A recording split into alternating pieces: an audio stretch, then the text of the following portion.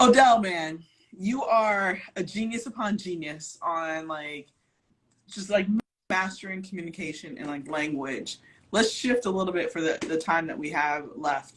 Like, how do you monetize the message? Because I think there's a lot of different ways in which you can do that, right? From speaking to the stage or selling more of your product or your service, whatever. There's a lot of different ways. But when people are constantly asking that question, I got a message, how do I actually monetize that? There's communicating the value, but then there's the pricing of it, right? There's the right audience to some of the things that you said, but how do you take us through monetizing a message?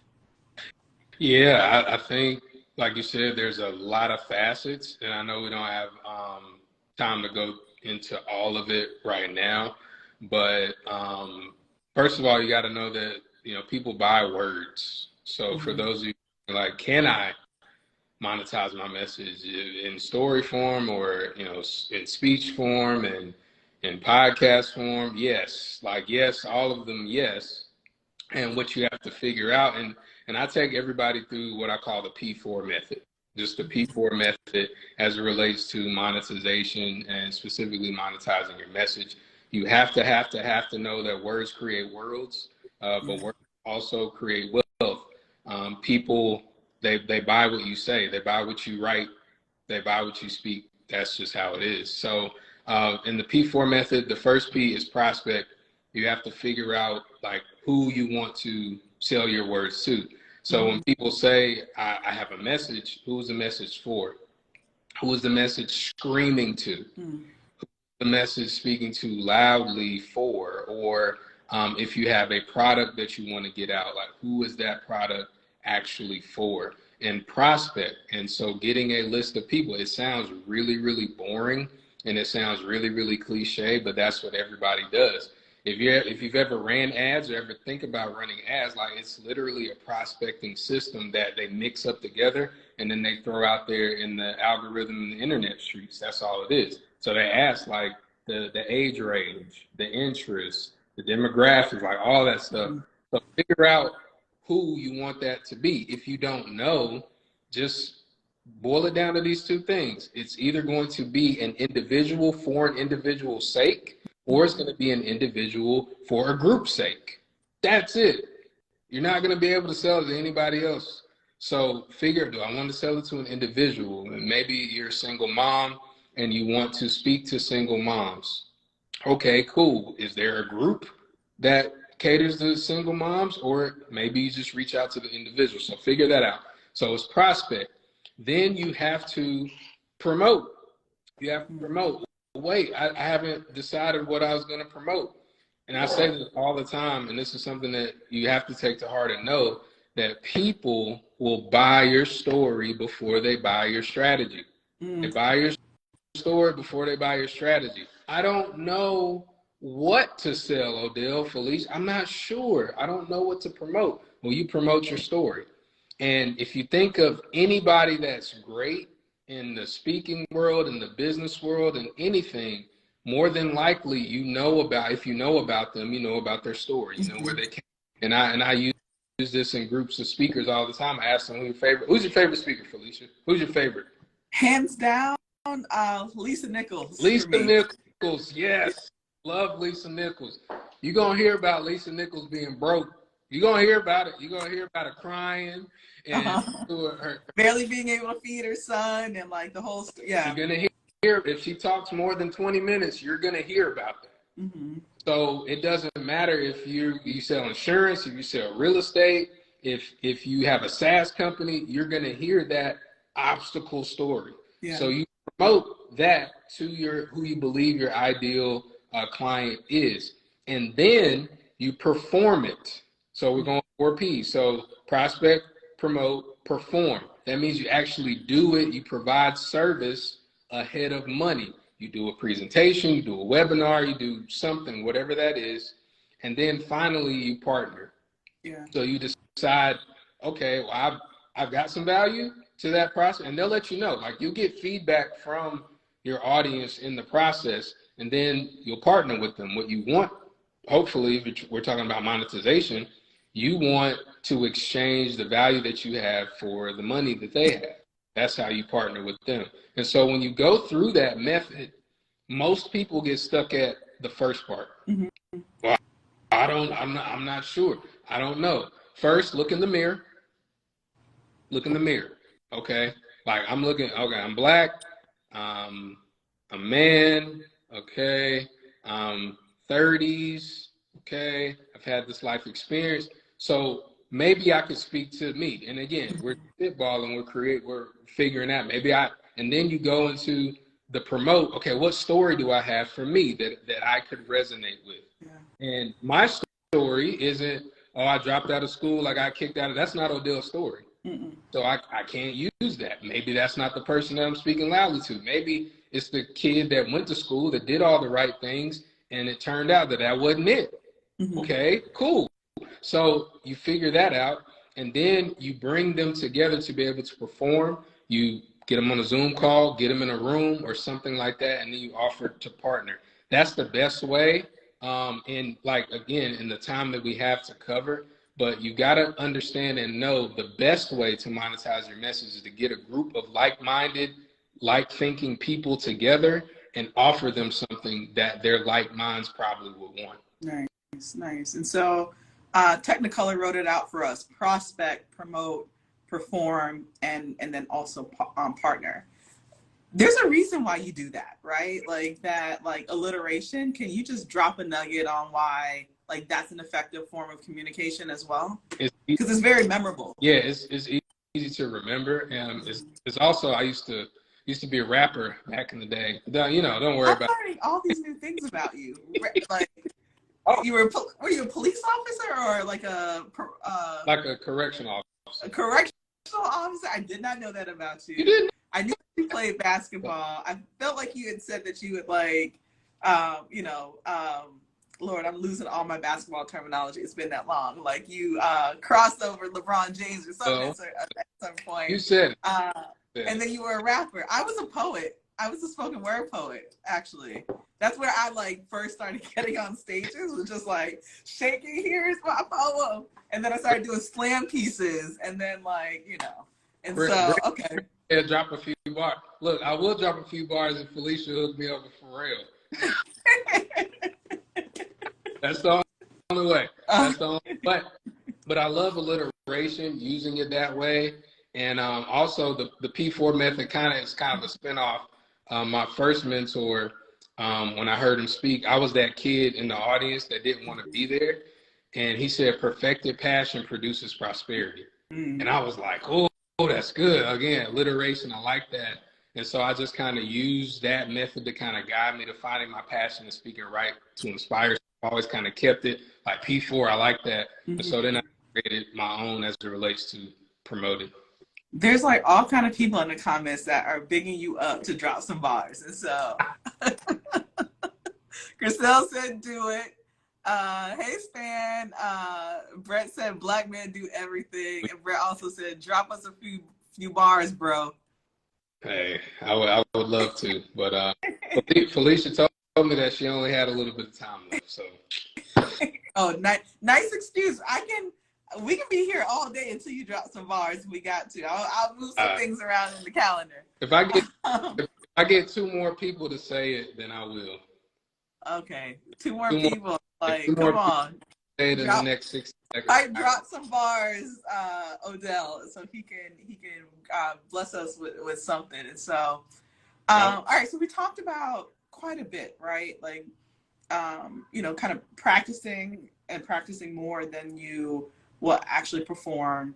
I love what you shared about, like, interview yourself, like, get to know yourself better. Like, the first person you sell to before anyone else out in the world is literally yourself. Like, you got to sell yourself on your transformation, your words, your impact, your product, like all of that. And then, you said there's 4 components to, like, monetizing your message. And before I chop that up, let me go back to, I know it's promote. Give me a second. I know it. It's end of the year brain. It's getting to me. Prospect, promote, perform, and then partner. And then you talked a lot about, like, storytelling. one last question before you drop some bars, and I think we got like 5 people that said it, so that now you gotta drop a whole Nas ether on us. I think so often as entrepreneurs, as career professionals, and then as speakers, right? Like both of us are career speakers. We've been doing it for a long time, and as a result, we charge a lot for doing it, right? But like, we're oftentimes told, like, tell your story, tell your story. And I don't know about you, but like teaching people this for a long time, I feel like people think that there's just one story. And like, there's just like, I don't know what my story is. And I'm like, no, you gotta have like your origin story, like how you went from 0 to where you are today. But then there's multiple stories in order to be able to prove a point, or there's ways to shift your story so that it lands on this audience if you're speaking to a variety of different people any given day. My friend Andy Henriquez, I don't know, do you know Andy? Yeah. And Andy always talks about like every story must have a point and every point must have a story. And I remember like sitting in on one of his presentations years ago, and when he said that, and I had been speaking for a while, but when he said that, like it literally shifted everything in my brain, right? Of like, holy crap, like I'm telling stories, but what the heck was the point of my stories, right? Like, and there should be multiple stories. And so you like teaching people like how to become better communicators, teaching people how to like monetize their message from the stage.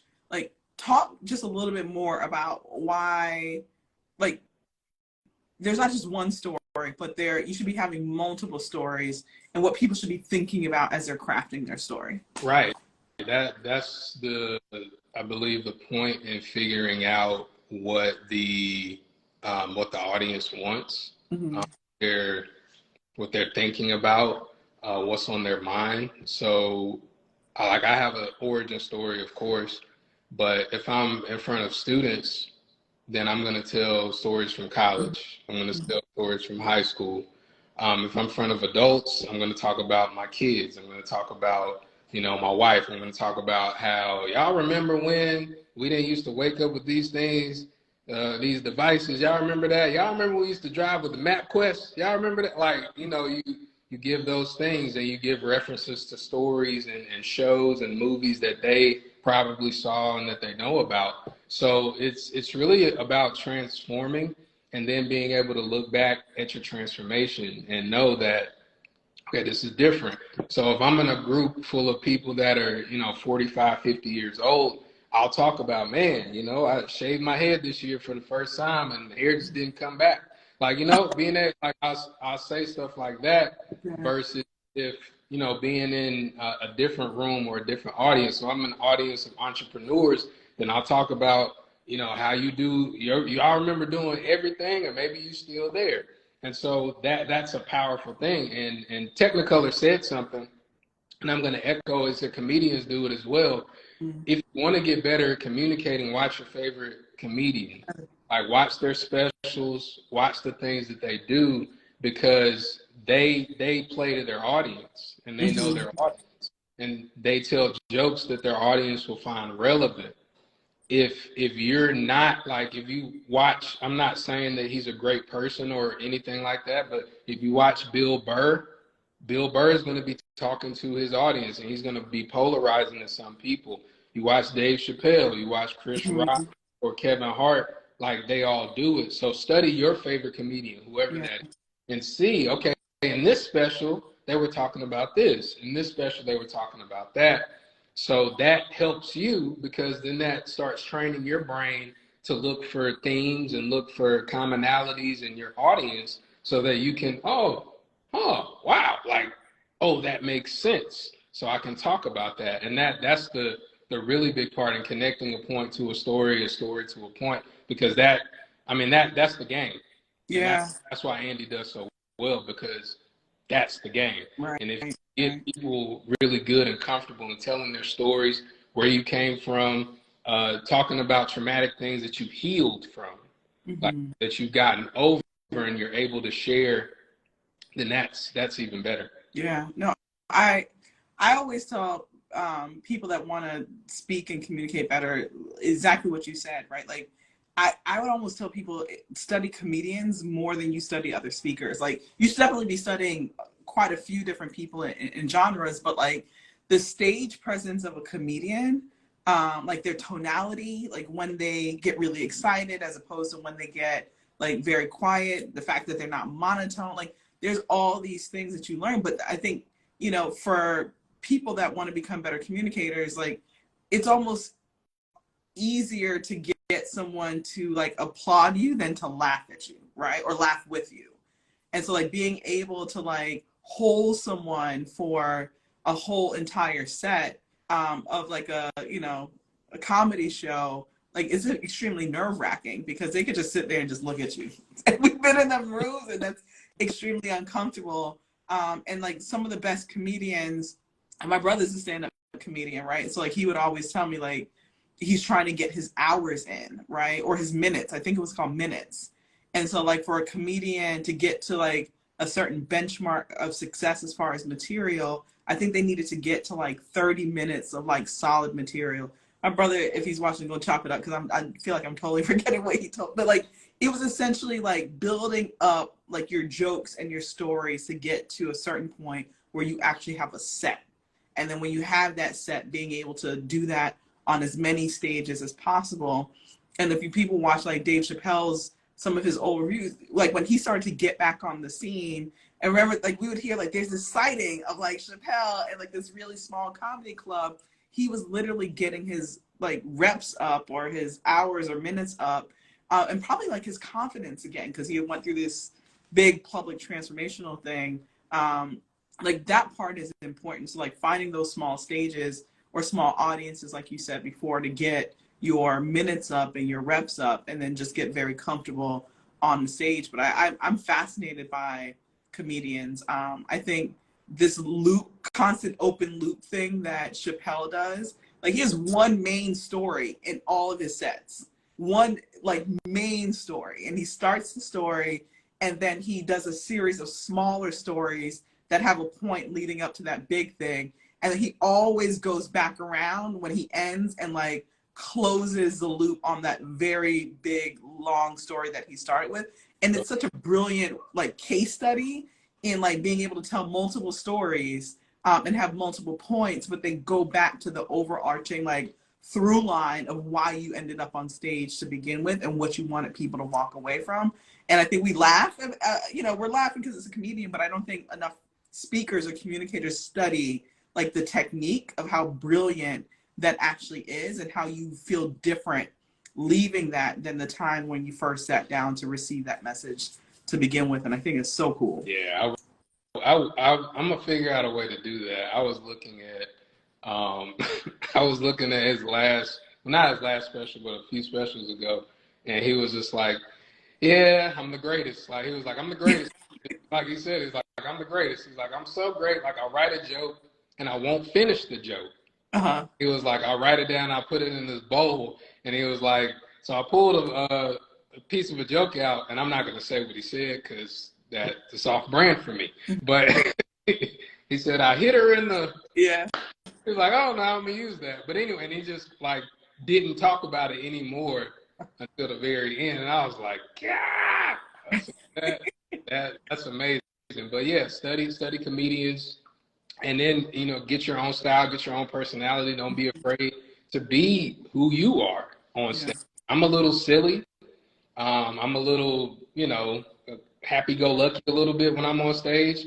When I first started, I was like, oh, I need to be serious. I need to have the 17 steps to success. And I need to write down this quote.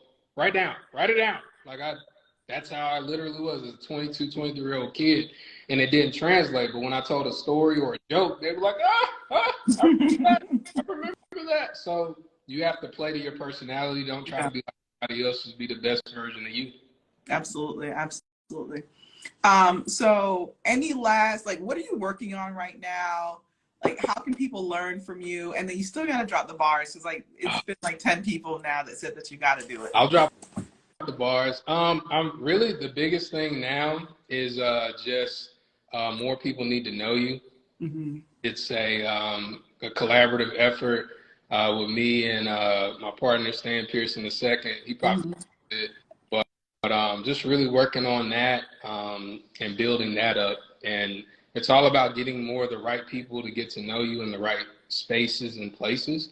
And so we do that through media, through helping people get their media up and Yeah.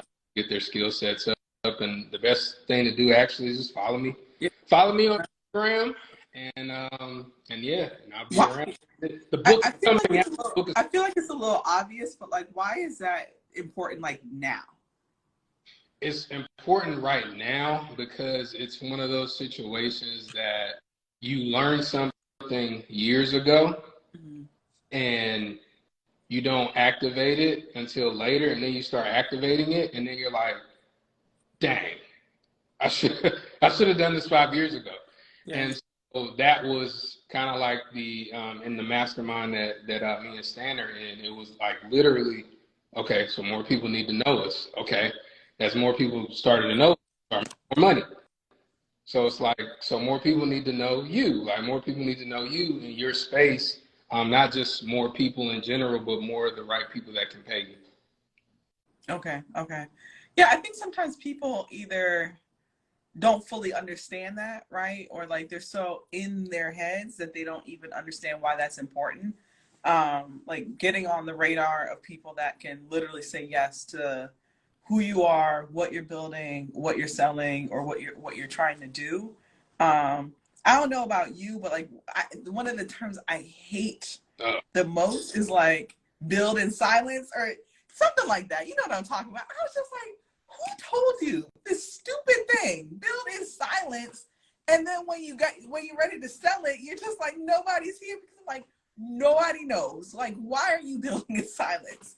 How does that make sense? I mean, it's the opposite of being, a great communicator, but like I don't know. I hear crazy stuff all the time, but like that part of like building in silence or, you don't need the press or be humble, like, or all these things. And I'm just like, who's telling you this?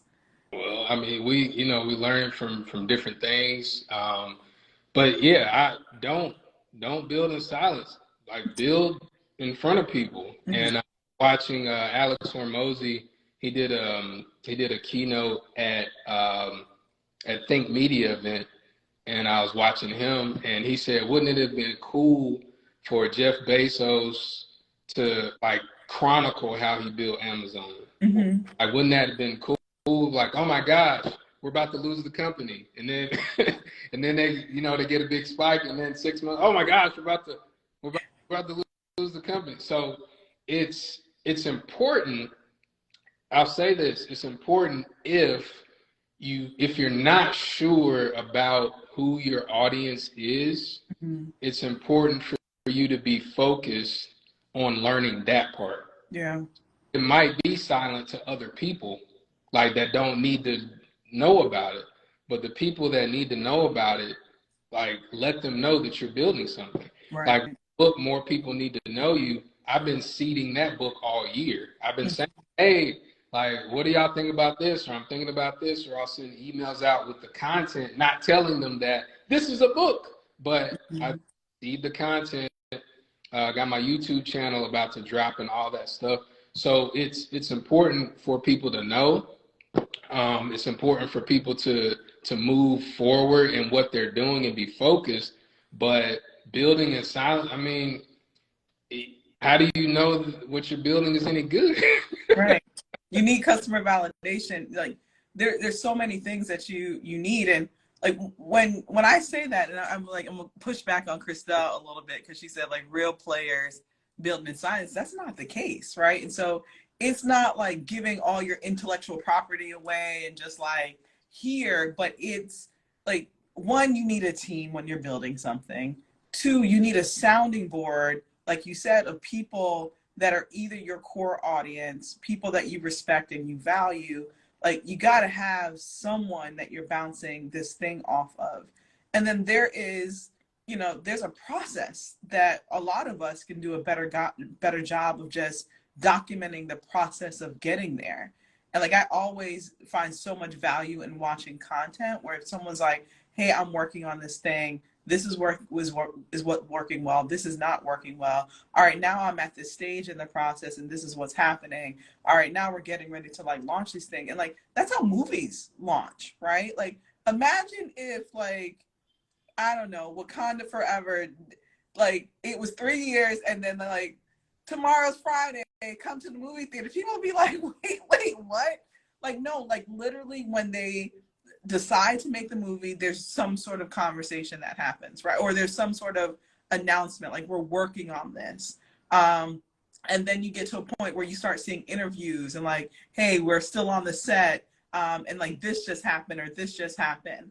And then you start to see the promotion of it as they get closer to being like finalized. And so like there's an anticipation that builds up, but then there's also the opportunity for people that align with that to be along in the process or actually be able to lend a helping hand because they know that you're actually working on something that they can contribute to. And so when Friday night comes, like the audience is there, they can kind of anticipate or predict like how much of a return they're going to get back on their investment because they took people along in the process. They weren't silent and then open the doors and just like, nobody's here, like freak out, like how are we going to make our money back? And so many entrepreneurs do exactly that. And then they freak out and then they quit. And so it's not about like just telling people all your stuff, but like people want to be along in the journey with you. And if you don't give them an opportunity to do so, that's where you feel so isolated in the process. And then people freak out and they quit when there's a smarter way kind of leading up to the thing that you're building to let people know that there's some sort of role, or even, I don't know about Odell, like some sort of role that you want the person to play along in the journey of what you're building and being able to communicate that. But I think that's some of the worst advice that oftentimes people spew over and over and over again. And then they get this feeling like no one's here to support me. I don't know what the heck you're doing. Like, how can I support you? And how can you feel upset that no one's supporting you when you did not tell anyone what they should be supporting to begin with? And like, those are some of the things that we just have to shift. And like you said earlier, Odell, not just like our external communication, but like the story that we tell ourselves about the thing that we're working on. And I don't know about you, the last part of that, I'll get a little spicy. I think a lot of people don't say anything about what they're working on or what they want to put out in the world because they don't want accountability. And so if I don't say anything, no one will hold me accountable to not building the thing. And like, that's might be a conversation for another time, but I don't know. What are your thoughts? Yeah, I agree. You don't want accountability. You don't want to say, I'm gonna lose 20 pounds or whatever. But I also think it's a part of the social media phenomenon. Like that's the big thing. Again, you know, it's kind of hard to remember. Like before social media, it's kind of like, you know, when you met Derek, you know, met Derek, y'all been together forever. It's like, gosh, I can't imagine how my life was without you. Like, I don't remember what it was like before Sierra, but I was there. I had one. I don't remember it. So we don't remember like before social media and all these people talking about stuff. Some stuff we agree with, some stuff we don't. And we don't know the context a lot of times. Somebody put in a Biggie song or something like that. Don't you know bad boys move in silence and violence? Take it from your highness. You know, like those are bars. Did we just get the bars? Was that those were Biggie's bars. But so if you're thinking about it from that aspect of it, yeah, you don't want to announce it if you're selling drugs illegally. Like you don't want, like, yeah, you don't want to do that. But yeah, I think it's important for people to understand if you want people to support you, let them know what you're doing. If you don't want people to support you, do it by yourself. Right. All right. Right before you get to the bars and we close out, Lot Green Product said, it's a trauma response. Folks have been undercut. People hate. It's to avoid that. And I respect that.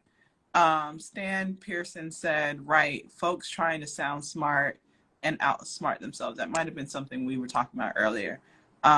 They heard that from people who already knew. Oh, they heard that from people everyone already knew. Stan also said that's so silly. All right, I think that might be the last one. Yes, I've been hearing this all my life. Build in science, said Daya. And so, It's a line from Biggie's song. It was probably a reference to illegal activity. True. Definitely agree. Silently working alone, it kills us. Anticipation. Hello DRP, or maybe hello Dr. P said drip content.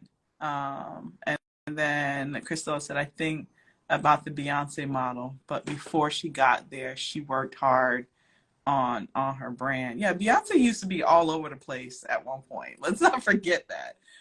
And now it's that's a strategic model that they use. It's not necessarily a model that works for everyone, but they're investing quite a bit for that. And so like their model is leveraging all the excitement that people have because that thing drops without any pre-promotion. All the promotion happens on the other end of like that drop. And it's a risky thing that they do, but it's really kind of paid off for their brand. Boom, that's so true. Fear of accountability. Oh, okay, the bar. See, now people are asking for it. Speak louder for the folks in the back. I need a Felicia Hatcher book of quotes. I got 5 books of quotes, so there you have it. You put the battery in the back every time you speak. I feel like me and Odell need to do this again, and so I'm applying a little public pressure on this. Hey, maybe next week. And so I'm down. Let me know. Yeah. Yeah, and so let's get the bars, man. You got something for us? I got something. It's weird without a beat, and it's hard to translate. Yeah. I'm just kidding. All right. Yo, they think because I spit a mean 16, I've been in out of jail since the age of 16. They think I fit the description just because I'm spitting, but you will think something different if you take time to listen. Cooking in the kitchen, but I'm making greens, moving weight on the bench, not by selling things. If you make change, you will make dollars.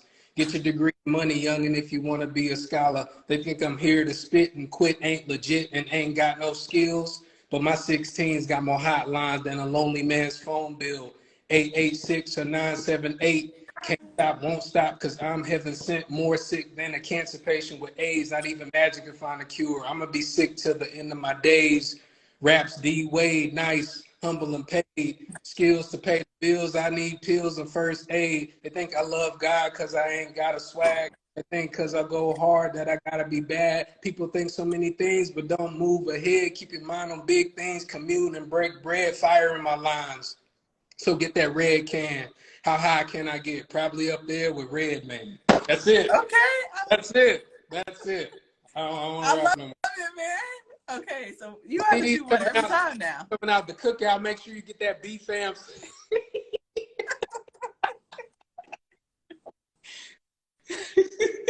You said, oh, it's conscious. Okay, common sense. I love it. Hey. Hello, Dr. P. Bruh. All right, that was great, man. You're full of surprises, and I love it. So now, next time, have Pharrell on here. I have something really good for you. I interviewed him this morning for the podcast, so that's why I was a little late. Hey, but listen, this is my pitch to you. All right, all right.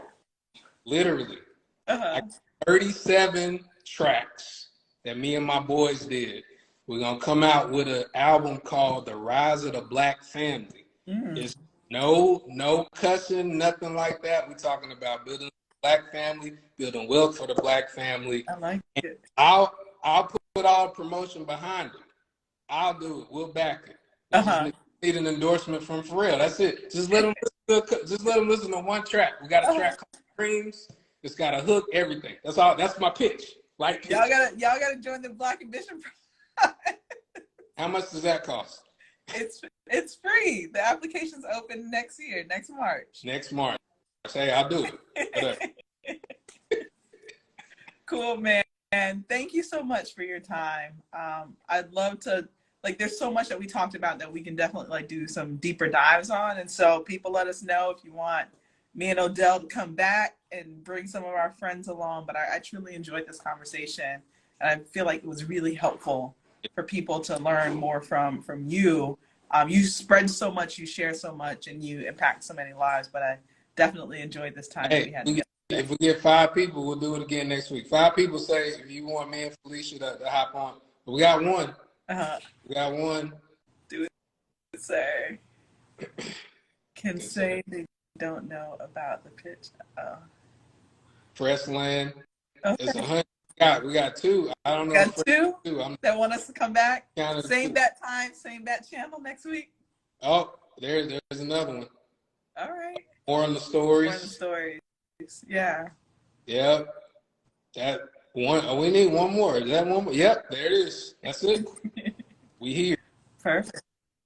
All right, Odell. I'm out of here. I gotta Zoom in 13 minutes.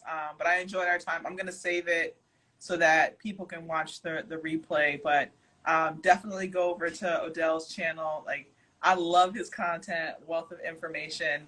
And then y'all will see us back next week. And so we'll align on time and calendar and then let everyone know when we'll reconnect for next week. For sure. All right. Bye, everyone.